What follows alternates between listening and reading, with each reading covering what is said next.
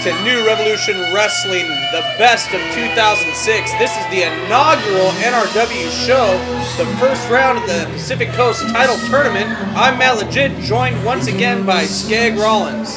You can't have the best of NRW without the best of NRW, and he's sitting right next to you, Matt. Skag Rollins here, taking a look back at the 16-man single elimination tournament to determine the first ever Pacific Coast champion. And I think this match is a perfect example of old school versus new school. I think you'll agree with me, Skag, as Ritchie Magnett, a veteran of the Mat Wars, goes up against Chris Payne, a newcomer to NRW and a newcomer to professional wrestling. Well, that's the thing. I mean, nothing against Chris Payne. I think this is a case of old school versus no school. Chris Payne actually having his first ever professional wrestling match right here. You watched him come through the curtain for the very first time ever. He was actually a last-minute replacement in the NRW tournament. That's how he wound up getting in this.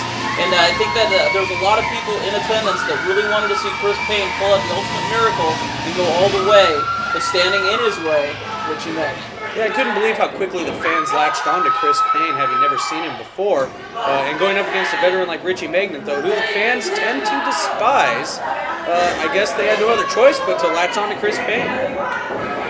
Yeah, you know, the fans in the NRW definitely not real big on Ritchie Magnett. I can't really say a lot of good things about the man, but inside the ring, inside the squared circle, he's certainly one of the best in the Pacific Northwest. Has been consistently one of the most talented wrestlers the Pacific Northwest has had in the last several years.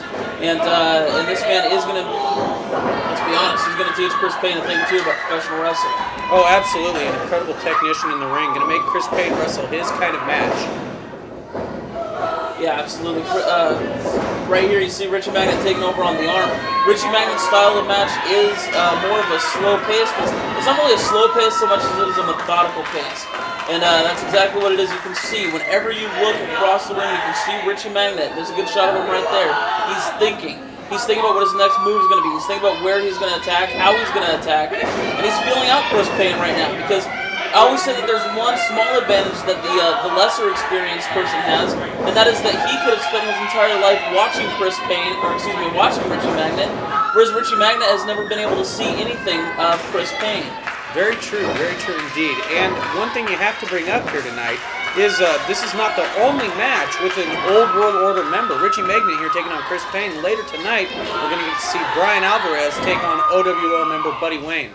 That's right, the OWO in full force here tonight. Moondog Moretti not. He's down in California, no longer in the Pacific Northwest, but the OWO is still strong in the NRW at this point. Oh, beautiful suplex.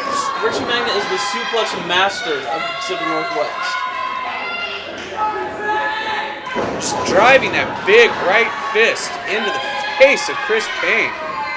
And, you know, I'm kind of surprised. Like, I've been known to throw a few rights here every once in a while, but I'm kind of surprised the referee, Mike Sweetser, isn't getting in there. Yeah, as you see a closed fist from Ritchie Magnett.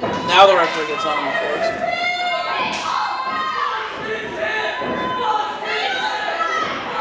Driving his head into the turnbuckle. Ritchie Magnett dominating Chris Payne here, not giving the Rook any opportunity to mount any sort of an offense here. No, and Ritchie Magnett's not going to. Ritchie Magnett, like we said, I made the mistake earlier of calling it a slow pace. Like I said, it's a methodical pace, and what happens is he takes you apart physically to the point where you really can't mount any kind of offense, and that's exactly what we're seeing here with Chris Payne. Well, Ritchie knows that Chris Payne is 20 years his junior and is going to exploit the fact that he doesn't need to wrestle a quick pace kind of match. He can take his time. He can make Chris Payne wrestle that methodical, slow, grueling pace. You see Ritchie, very smart with the type of holds he uses, not exerting much effort from himself, but putting excruciating pain into the upper back of Chris Payne. Yeah, I think at this point, Ritchie Magnett might be the most painful part of professional wrestling. That's what it says on Chris Payne's t-shirt, I believe. But, yeah, you see he's wearing down on the neck, wearing Chris Payne, making Chris Payne not only have to carry his weight, but also have to fight out of it. You can hear the fans in the rec center getting behind Chris Payne. And the quick shot right there by Ritchie Magnett takes it all out of him.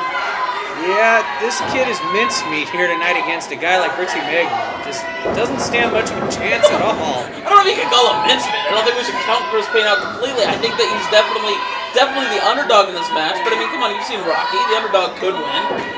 It's possible. Anything is possible in New Revolution Wrestling. Ritchie Magnett just such a formidable opponent in the ring. I wouldn't get in there with him.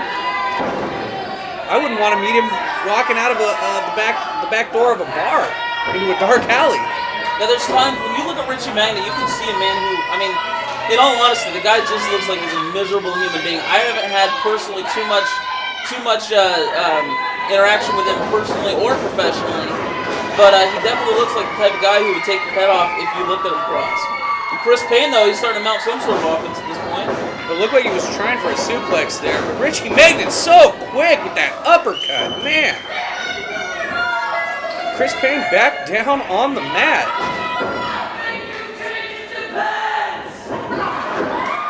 Chris Payne has something in common with a lot of the new young rookies in NRW, trained by Playboy Buddy Rose and Colonel DeBeers. And there you see it reversed by Chris Payne. And Chris Payne managing to mount an offense here, trying to take him over. And now taking control of Ritchie Magnett.